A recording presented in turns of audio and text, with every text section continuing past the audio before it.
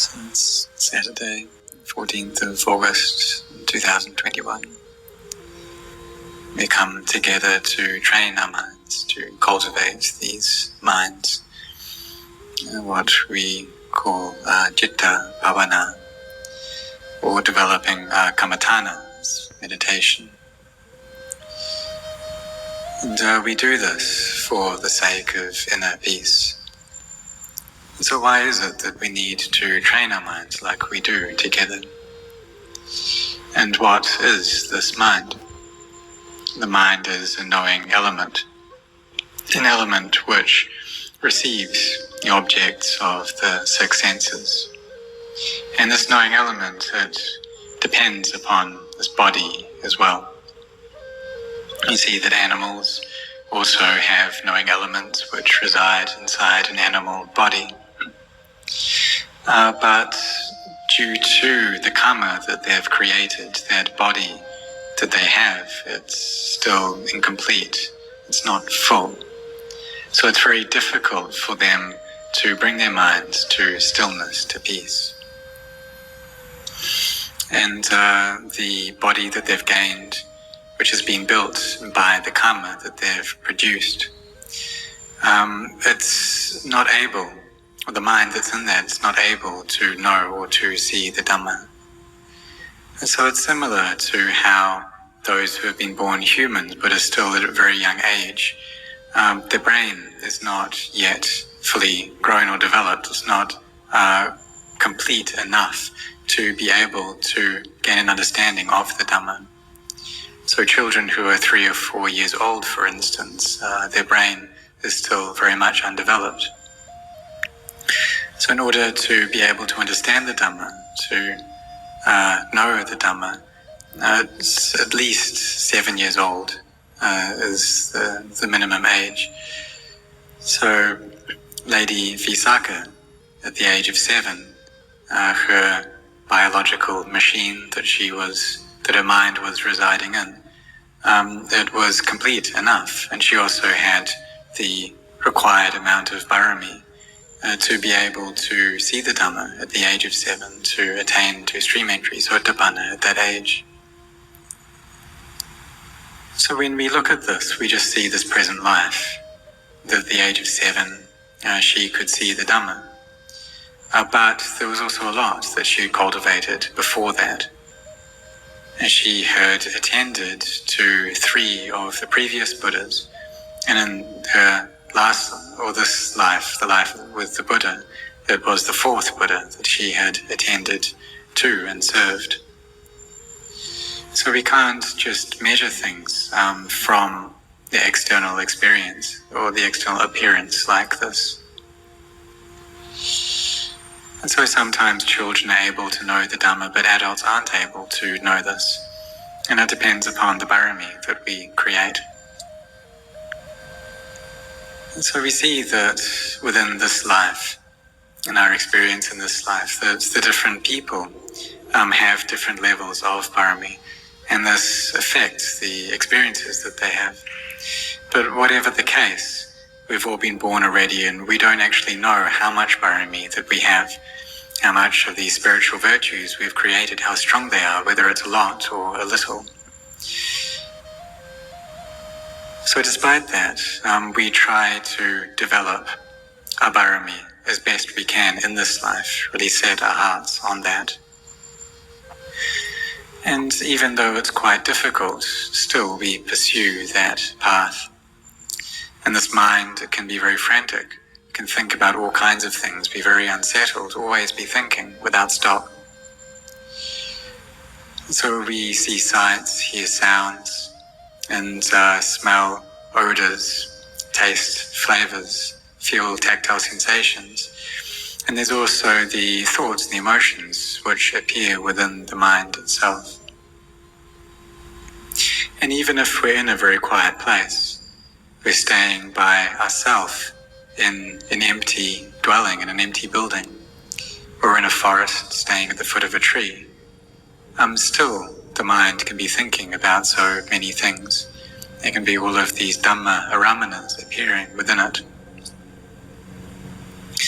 And so all of these things there are coming up within the mind is experiencing them.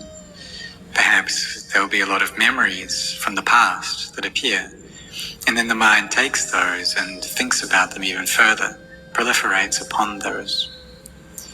So it's really important for us to bring up mindfulness, to have great mindfulness, and to know all of this as it's happening, for that mindfulness to be on top of it. For this mindfulness, this sati, to always be recollecting, for this to be constant, to know what it is that we are feeling right now. And whenever one of the sense impressions comes into the heart, we need to be very cautious at that point. So in this present day, do we see how people are being cautious due to this COVID virus? That they're very careful, they're trying to protect themselves. They may wear 2 layers of face masks and then even a face shield on top of that. They clean their hands constantly with alcohol, trying to purify them, trying to get rid of this virus. And so this act of protecting ourselves through washing our hands, this and the cleaning of our body, we could refer to this as sila. It's like we have this good virtue, this good morality. And so we try to protect ourselves in this way, and we also try to not let these viruses or germs gain entry into the body. And this we can compare to mindfulness, sati, this quality of mindfulness which looks after the heart and tries to prevent these sense impressions from gaining entry. And then when they do gain entry, then we know them. We're up to speed with them. We have this knowledge of them that's quick enough.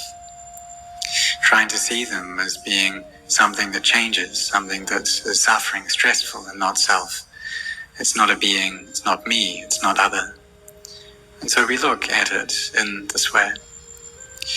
But if there is this proliferation, then that's always based upon a sense of self. We see that when proliferation occurs, then the sense of self has arisen already. That when the external sense media comes into contact with the inner sense organs, then that will produce a sensation, and the mind knows that. And so we should make sure that our knowledge of that is up to speed with it, and try to bring up mindfulness, this sati, to be looking after the heart. So if we're not careful in this way, then there'll always be this proliferation. The mind will just think and think and think, and there'll always be the sense of self going on constantly. The mind will just be scattered throughout the entire day. And so there's no way that we can gain a knowledge into the truth with a mind that's in this state. So we need to be cautious. So this external caution is we don't let these viruses gain entry into the body. And we also have a fear of them as well. And we try to remove them if they have gained entry. So this is like abandoning any unskillful or evil states that have arisen. We try to put these down. And any of these unskillful states which have yet to arise, we put effort into not allowing them to arise. And we work at cultivating our barami, any skillful qualities that are yet unarisen, then we try to develop them, we try to bring them up, try to bring up mindfulness, try to cultivate samadhi, so that wisdom can manifest. And any of these skillful states which have arisen, we look after them, we nourish them, we care for them. So we can compare the ways in which we act externally and the internal practice like this. So when we are walking this path of practice, then some days the mind will just be really scattered. It will be chaotic throughout the entire day, just thinking, proliferating, giving rise to this inner narrative without stop. And we can then think at that point then, or if the mind is in that state, we can consider how long is this life? How much time do I have left in this life? Maybe thinking and thinking and thinking. So we should bring these thoughts around to when will I die? So it's possible for the mind to proliferate about anything. If it's in a fearful state, then it can proliferate so that the mind has even more fear, gets even more scared. But it's also possible for it to proliferate so that bravery comes up. It can be proliferating so that we feel love, so that we feel hate. And it's just like how we say we can proliferate the food that we cook so that it gives rise to certain flavors. We can cook that food and add the ingredients so that it's spicy or so that it's sour or bitter or sweet. And so we can kind of proliferate flavors in this way. And in the same way, it's possible for the mind to proliferate all these different mental states into existence. So we need to take great cautious over these minds, looking after them, taking care of them. And in the beginning, really everything in this practice is difficult. The whole thing is hard work. There's a lot of these thoughts, this narrative just goes on, and it's really tough. And the mind doesn't experience much peace. But once we've gotten to know and understand the methods and the strategies of the practice, then we should undertake those and not retreat, not give up. We sit in meditation, we walk in meditation, and we really bring up our determination to do this, to sit for many hours in the space of one day, so that our minds can come into peace. And what is there when the mind is in a peaceful state? There's vitaka, vichara, piti, sukha, ekaggata. So the initial and sustained application of the mind, then joy, happiness, and this one-placedness of mind. And so this is the first jhana when these 5 factors are present. And then in the second jhana, there's piti, sukha, ekaggata. And then in third jhana, sukha, ekaggata, this happiness and one-placedness or one-pointedness. And then in the fourth jhana, there's just the stillness, upekkha, this equanimity. So this is a matter of the samadhi that we cultivate. And sometimes we may not know what level of samadhi we have, or what level it requires in order to attain to the Dhamma. And it's possible that the mind may just become still and gather together. And then we may get an understanding into the real nature of the Dhamma, seeing all things as being anicca, dukkha, anatta. And through this, then we see the Dhamma. We gain this really profound, deep knowledge into the Dhamma, a great clarity of it. And when we see this, then we also notice that when we gain this clarity of understanding, then our minds change. The faith that we had before becomes even stronger. Our determination becomes more powerful, more firm. And we see that this world doesn't contain anything which belongs to us, that all bodies must die, that all people in this world, they're in a state of chaos because of the greed, hatred, and delusion that they have within their hearts, and that those who understand the Dhamma are very few. But if we see this with clarity, then it's possible for the mind to leave the world. This clarity of insight, it turns into an energy which pushes the mind, it gives the mind kind of incentive to leave this world, to put down all the attachments that we have to the things of the world, and to release these, to go out and to find great teachers, ones who themselves know the Dhamma. So for myself, I went to see many of these great teachers, went to pay respects to them. I had the great fortune to listen to the Dhamma of many Arahants. And these teachers were ones who had great barami. It was a great fortune in my life to be able to do this, to be able to train and practice with one of these teachers, to offer both my body and my life to Venerable Ajahn Chah.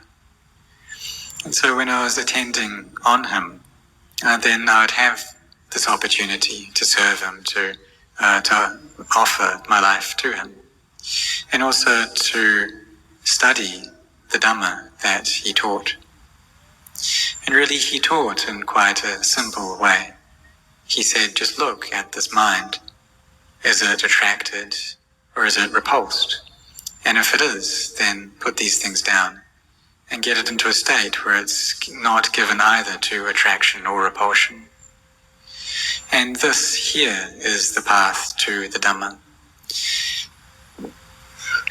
So it's not convoluted or complicated in any way. We just stay restrained. We have caution. And this restraint and caution over our body and speech, this is sila, our virtue. And then we set our hearts on cultivating these minds, on practicing. And we do it like this. We do it consistently. And we don't let up. We try to make our practice even and continuous in this way. And if we do this, then one day we will see clearly understand that there isn't a me, there isn't any mine. And when we talk about these things, it's just words that we use in line with conventions that we give rise to. And so there may be times when we the wrong perceptions come up. We may see a sock, but think that it's a towel. And so use this sock to wipe someone's body.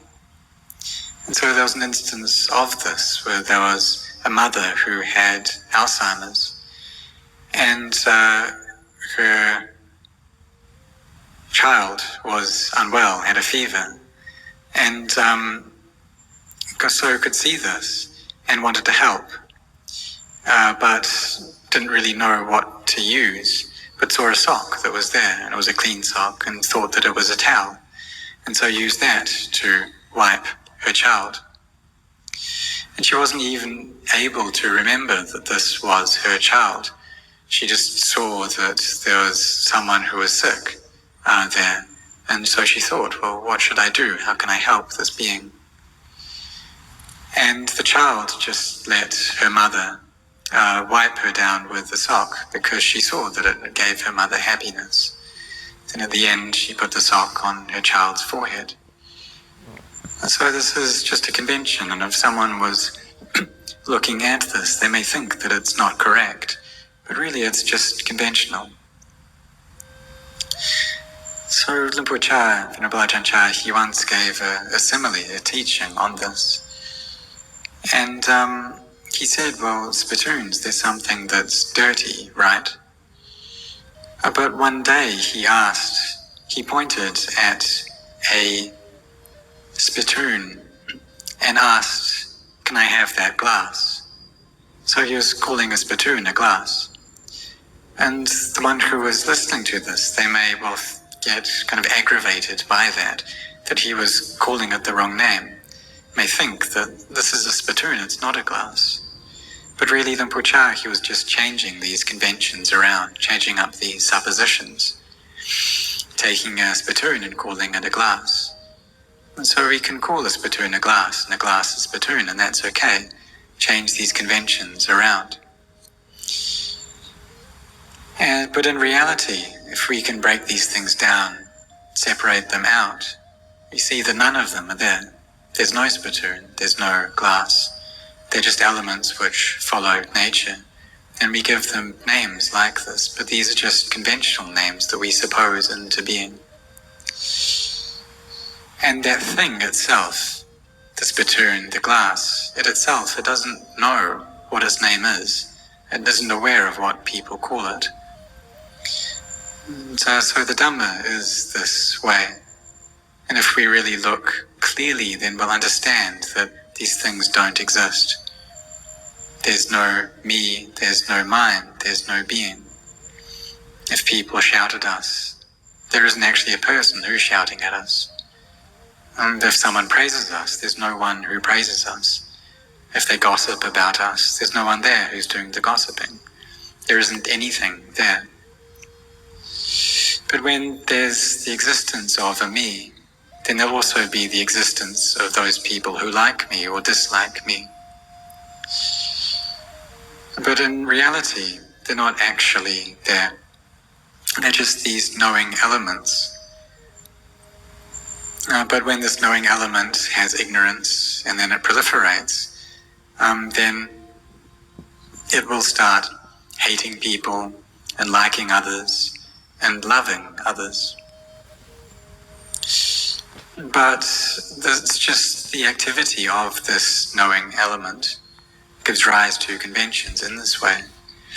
And if it's deluded, it'll give rise to this convention of a self.